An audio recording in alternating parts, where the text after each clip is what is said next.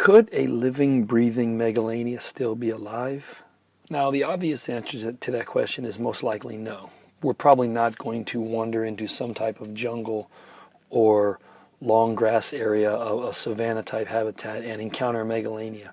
But as a novelist, as a writer of prehistoric thrillers, I like to keep an open mind in regards to how we could still stumble upon these animals without necessarily stumbling upon them. Now, let me explain here.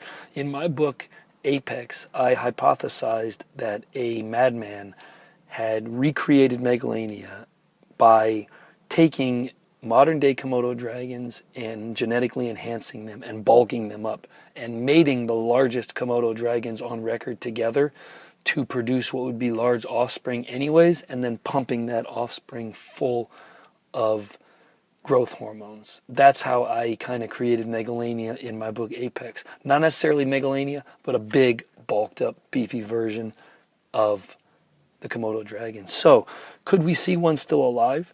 We know that Megalania was the largest known terrestrial land lizard that we know of. Now, the fossil record is incomplete. The animal possibly could have been up to 23 feet in length, and some believe that it could have weighed over 4,200 pounds. That's a whopper if that's true. But again, the fossil record is incomplete.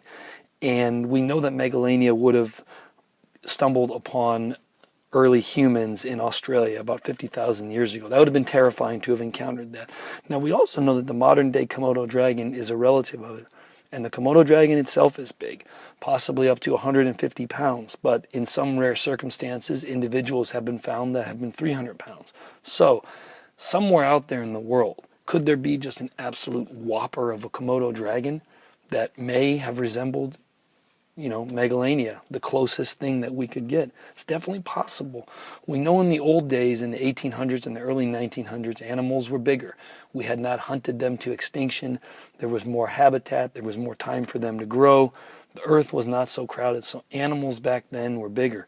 Is it possible that something back then in the, let's say, the late 1800s could have approached the size of Megalania? I'm referring to a Komodo dragon here. Definitely, I believe so. And somewhere out there in that great big wide world of ours, could there be a Komodo dragon that has grown as large as we would deem the size necessary for a Megalania? It's possible. And again, I like to keep an open mind with regards to these things. Let me know your comments on this in the comment section below. This is kind of how I write my books. This is how I come up with my themes. A lot of times I just don't want to say that we walked into a jungle and we saw a dinosaur. I want to make it as believable as possible. And one of the ways I believe that Megalania is still with us is through the Komodo dragon.